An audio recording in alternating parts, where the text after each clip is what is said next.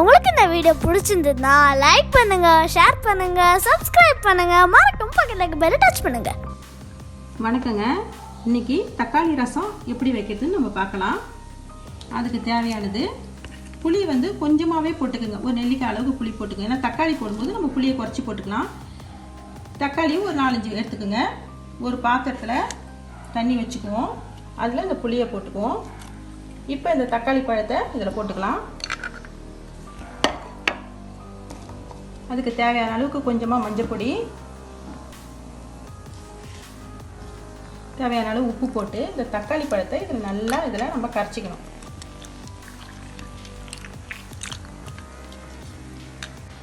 அடுத்ததாக ஒரு மிக்ஸி ஜாரில் ஒரு 7 பூண்டு பல் உரிக்காமலே போட்டுக்குங்க, ஆனால் கழுவிட்டு போட்டுக்குங்க.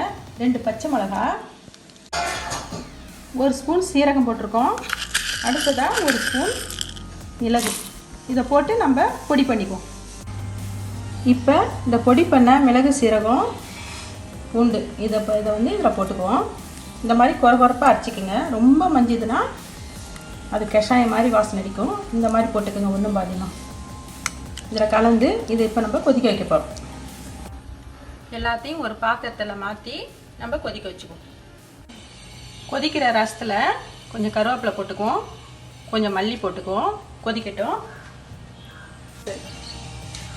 இப்போ ஒரு தாளிக்கிற கரண்டியில் 1 ஸ்பூன் நெய் போட்டு கொஞ்சம் கடுகு போட்டு ஒரு காஞ்ச மிளகாய் போட்டிருக்கேன். அது பொரிஞ்சிச்சு. கொஞ்சமாக பெருங்காயம், இதுவும் பொரிஞ்சிச்சு. இப்போ இதை நம்ம தாளிக்கிற ரசத்தில் நம்ம ஊற்ற போகிறோம். பாருங்கள், ரசம் கொதிக்குது. நம்ம ஆஃப் பண்ணிவிடுவோம். இந்த தாளிச்சதையும் இதில் போட்டுக்குவோம். ரசம் மட்டும் ரொம்ப கொதிக்கக்கூடாதுங்க. லைட்டாக நுர கட்டி வந்தோடனே நம்ம ஆஃப் பண்ணிவிடுவோம். பாருங்கள், தக்காளி ரசம் ரெடி ஆயிடுச்சு. சாதா ரசத்தை விட இந்த தக்காளி ரசம் நல்ல டேஸ்ட்டாக இருக்கும். எவ்வளோ பேருக்கு தக்காளி ரசம்னா ரொம்ப பிடிக்கும். இந்த மாதிரி நீங்கள் ட்ரை பண்ணி பாருங்கள். மீண்டும் சுவையான, சுலபமான, ஆரோக்கியமான சமையலோடு உங்களை நான் சந்திக்கிறேன். நன்றி, வணக்கம்.